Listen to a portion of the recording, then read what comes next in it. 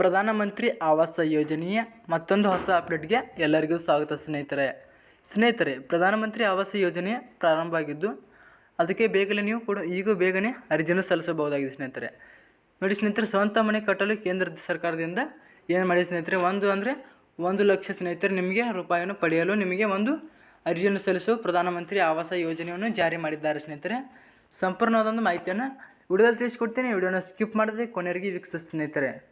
ನೋಡಿ ಸ್ನೇಹಿತರೆ, ಪ್ರಧಾನಮಂತ್ರಿ ಆವಾಸ ಯೋಜನೆ ಸ್ನೇಹಿತರೆ, ನೋಡಿ ಸ್ನೇಹಿತರೆ, ಪ್ರಧಾನಮಂತ್ರಿ ಆವಾಸ ಯೋಜನೆಯಡಿ ಸರ್ಕಾರವು ಸ್ನೇಹಿತರೆ ಏನು ಮಾಡಿದೆ ಅಂದರೆ 1,20,000 ಹಣವನ್ನು ಏನು ಮಾಡಿದೆ ಅಂದರೆ ಸ್ನೇಹಿತರೆ ನೋಡ್ತಾ ಇರ್ಬೋದು. ಈಗ 1,20,000 ಅಂದರೆ ಲಕ್ಷದವರೆಗೆ ಮನೆಯನ್ನು ನಿರ್ಮಾಣ ಮಾಡಲು ಸಹಾಯ ಮಾಡಿದ್ದು ಅಂದರೆ ಸ್ನೇಹಿತರೆ, ಈಗ ನೀವು ಈ 1,20,000 ಇದನ್ನೇ ಸ್ನೇಹಿತರೆ 1,20,000 ಮನೆ ಏನಿದೆಲ್ಲ ನಿರ್ಮಾಣ ಸಹಾಯಕ್ಕಾಗಿ ಅರ್ಹರಾಗಿದ್ದಾರೆ ಸ್ನೇಹಿತರೆ.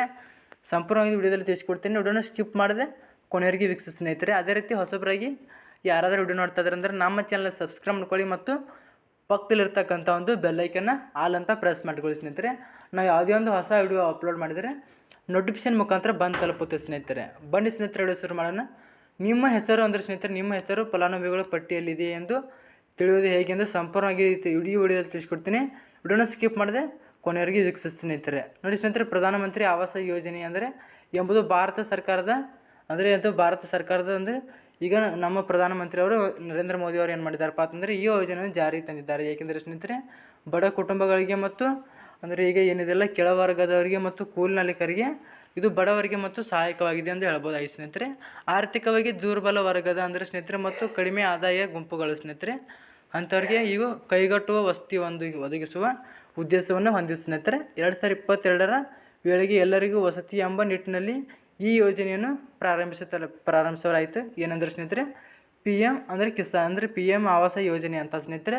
ಈ ಯೋಜನೆಯನ್ನು 2022 ಅಥವಾ 2019 ಜಾರಿಗೆ ತಂದಿದ್ದಾರೆ ಸ್ನೇಹಿತರೆ. ನೋಡಿ ಸ್ನೇಹಿತರೆ, ಈ ಯೋಜನೆ ಅಡಿಯಲ್ಲಿ 1,20,000 ಅಂದರೆ ಸಹಾಯಧನವನ್ನು ನಿಮ್ಮ ಬಡವರಿಗೆ ಕೂಡ ನೀಡುತ್ತಿದ್ದಾರೆ ಸ್ನೇಹಿತರೆ.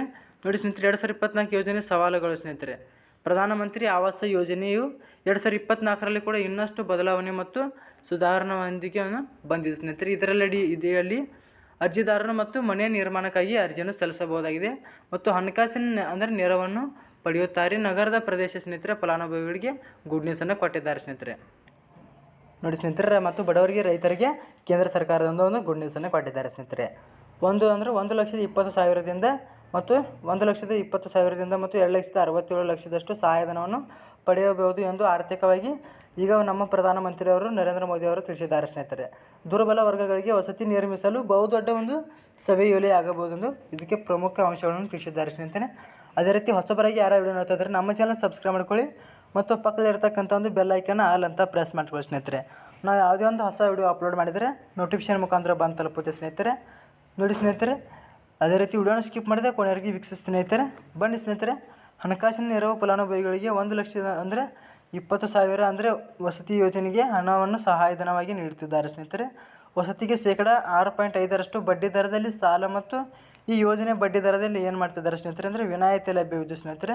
ಅದರಲ್ಲಿ 6.5% ಬಡ್ಡಿಯನ್ನು ಇರ್ತಲ್ಲ ಸ್ನೇಹಿತರೆ.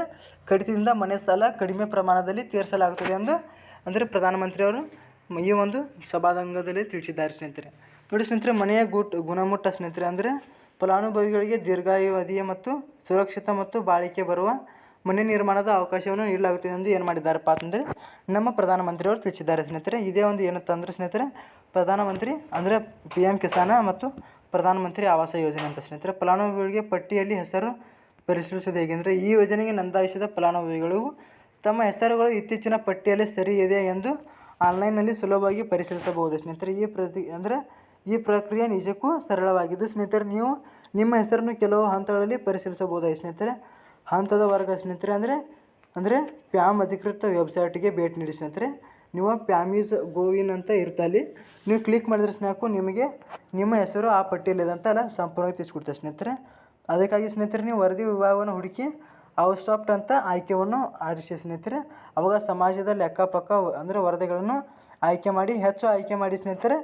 ಸಾಮಾಜಿಕ ಲೆಕ್ಕ ಮತ್ತು ಪರಿಶೋಧನಾ ವರದಿಗಳು ಕ್ಲಿಕ್ ಮಾಡಿ ಆವಾಗ ನಿಮ್ಮ ಒಂದು ಹೆಸರು ಇದರಲ್ಲಿ ಇದೆಲ್ಲ ಅಂತ ಸಂಪೂರ್ಣವಾಗಿ ತಿಳಿಸ್ಕೊಡ್ತಾರೆ ಸ್ನೇಹಿತರೆ.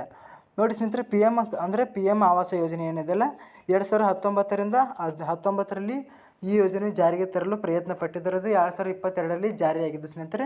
ಸ್ವಂತ ಮನೆಯನ್ನು ಕಟ್ಟಲು ಕೇಂದ್ರದಿಂದ 1,20,000 ಒಂದು ಸಹಾಯಧನವನ್ನು ಪ್ರಧಾನಮಂತ್ರಿಯವರು ನೀಡಿದ್ದಾರೆ ಸ್ನೇಹಿತರೆ. ನೋಡಿ ಸ್ನೇಹಿತರೆ, ನೀವು ಬಡವರಿಗೆ ಮತ್ತು ಇದು ಕೂಲಿನಾಲಿಕರಿಗೆ ತುಂಬ ಒಂದು ಸಹಾಯಕ ಆಗಿದೆ ಅಂತ ಹೇಳ್ಬೋದು. ನೋಡಿ ಸ್ನೇಹಿತರೆ, ಅದೇ ರೀತಿ ಹೊಸಬರಿಗೆ ಯಾರ್ಯಾರು ವಿಡಿಯೋ ನೋಡ್ತಿದ್ದಾರೆ ನಮ್ಮ ಚಾನಲ್ ಸಬ್ಸ್ಕ್ರೈಬ್ ಮಾಡ್ಕೊಳ್ಳಿ ಮತ್ತು ಪಕ್ಕದಲ್ಲಿರ್ತಕ್ಕಂಥ ಒಂದು ಬೆಲ್ ಐಕನ್ನ ಆಲ್ ಅಂತ ಪ್ರೆಸ್ ಮಾಡ್ಕೊಳ್ಳಿ ಸ್ನೇಹಿತರೆ. ಬಾಯ್ ಸ್ನೇಹಿತರೆ, ಮತ್ತೆ ವಿಡಿಯೋ ಸಿಗೋಣ. ಬಾಯ್.